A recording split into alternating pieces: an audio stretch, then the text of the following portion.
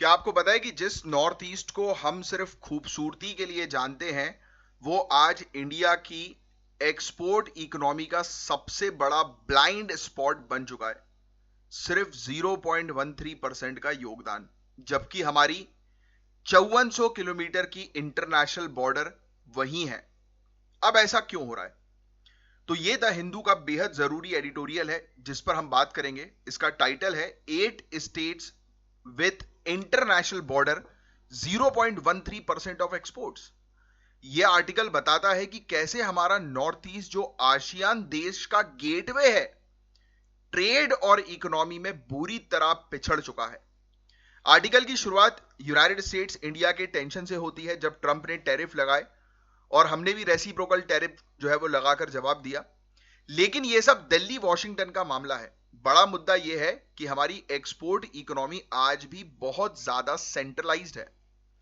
सिर्फ 4 राज्य, गुजरात, महाराष्ट्र, तमिलनाडु, कर्नाटक, मिलकर 70% से ज्यादा एक्सपोर्ट्स करते हैं गाइस।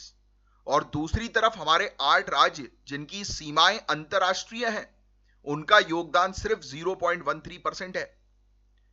यह एक बहुत ही बड़ी फेलियर है।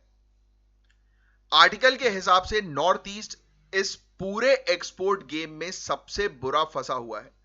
नॉर्थ ईस्ट का ट्रेड में हिस्सा बहुत कम है।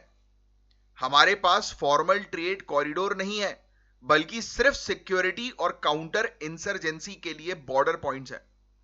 हमारी सरकारें ट्रेड को सिक्योर करने पर ध्यान देती हैं, उसे वॉल्यूम देने पर नहीं, यानी कि उसको बढ़ावा देने पर नहीं। मतलब हम बाहर से आने वाले खतरे को देखते हैं, बाहर के मार्केट में जाने की अपॉर्चुनिटी को नहीं। जो स्कीम गुजरात और तमिलनाडु के इंडस्ट्रियल बेल्ट के लिए बनी, जैसे प्रोडक्शन लिंक्ड इंसेंटिव स्कीम, उन्हें नॉर्थ ईस्ट को पूरी तरह से नजरअंदाज कर दिया, यानी कि यह स्कीम नॉर्थ ईस्ट के लिए है ही नहीं। इसका मतलब नॉर्थ ईस्ट इंडिया की ट्रेड स्ट्रेटेजी का हिस्सा कभी रहा ही नहीं। अब बात करते हैं एशिया और चाइना की। आर्टिकल कहता है कि चाइना ने अपनी थिन टैरिफ्स की पॉलिसी से नॉर्थ ईस्ट के मार्केट को अपनी तरफ खींच लिया है, जबकि इंडिया अपनी सप्लाई चेन्स को United states, European union, Japan के लिए सिर्फ फिंगर टिप से होल्ड कर रहा है। यानी एक टेम्पररी और कमजोर पकड़ है। म्यांमार कूप 2021 में हुआ है ना, म्यांमार की सरकार हटी, वहां पे मिलिट्री का रूल आ गया, पता होगा आप लोगों को। इसके बाद से हमारी म्यांमार बॉर्डर साइलेंट हो गई।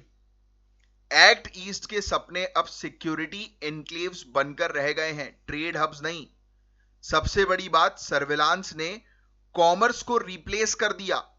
हम सीमा पर सिक्योरिटी और पुलिस प्रेजेंस ज्यादा रखते हैं, जिससे कार्गो मूवमेंट रुकता है और ट्रेड को एनकरेज नहीं मिलता। आखिर में आर्टिकल एक स्ट्रॉन्ग मैसेज देता है, नॉर्थ ईस्ट कोई चुनौती नहीं, बल्कि आसियान तक पहुंचने का एक गेटवे और सबसे बड़ी अपॉर्चुनिटी है। नॉर्थ ईस्ट को सिर्फ एक स्ट्रेटेजिक रीजन नहीं, बल्कि एक ट्रेडिंग नेशन बनाना होगा। हमारी पॉलिसी को सिर्फ पॉलिटिकल विल नहीं, बल्कि कंसिस्टेंसी, एम्पेरिकल यानी कि तथ्यों पर आधारित, तथ्यों जो फैक्ट्स और फिगर्स होते हैं ना, उस पर आधारित, एनालिसिस पर आधारित और रेजिलिएंट होना चाहिए। अगर हम ऐसा नहीं करते तो यह ब्लाइंड स्पॉट बना रहेगा और ग्लोबल ट्रेड में इंडिया एक बड़ी कॉम्पिटिटिव एज खो देगा। नॉर्थ ईस्ट को पॉलिसी के हर लेयर पर अटेंशन चाहिए। तो गाइज, ये थी एक आर्टिकल की डिटेल एनालिसिस, जिसमें हम देख रहे हैं कि नॉर्थ ईस्ट, और हमेशा आपने जब भी देखा होगा नॉर्थ ईस्ट का नाम सिर्फ इंसर्जेंसी या सिक्योरिटी या फिर स्मगलिंग या फिर बॉर्डर टेंशंस, इन सब के लिए देखा होगा, बट ट्रेड के लिए नहीं। बल्कि एक ऐसा रूट है जिसको अगर हम ट्रेड के लिए डिजाइन कर दें तो हमारी कंट्री का ग्रोथ और डेवलपमेंट और फास्ट और तेजी से बढ़ सकता है। तो कुछ फैक्ट्स हैं जो ध्यान में रखना। 0.13% ही एक्सपोर्ट सिर्फ 8 राज्यों से हो रहा है नॉर्थ ईस्ट के, जो बहुत ही कम है। 70% से ज्यादा एक्सपोर्ट्स करने वाले राज्यों के नाम लिख लो, गुजरात, महाराष्ट्र, तमिलनाडु, कर्नाटक। 5400 किलोमीटर की इंटरनेशनल बॉर्डर है इन 8 नॉर्थ ईस्टर्न स्टेट्स की। बट यहां पर पॉलिसी का फोकस सिर्फ सिक्योरिटी पर है और एक्सपोर्ट के वॉल्यूम पर नहीं है, कि एक्सपोर्ट बढ़ाना है, इस पर नहीं है। प्रोडक्शन लिंक्ड इंसेंटिव जैसी स्कीम गुजरात तमिलनाडु जैसे इंडस्ट्रियल बेल्ट पर फोकस करती है, नॉर्थ ईस्ट पर को पूरी तरह से नजरअंदाज कर दिया। तो हम अगर नॉर्थ ईस्ट को अपना आशियान का गेटवे बोलते हैं, तो हमें उसको अब रेडी करने की आवश्यकता है। इसको ब्लाइंड स्पॉट बने नहीं रहने देना है, हमें इसको एज अ अपॉर्चुनिटी के तौर पर लेकर आगे बढ़ाना है।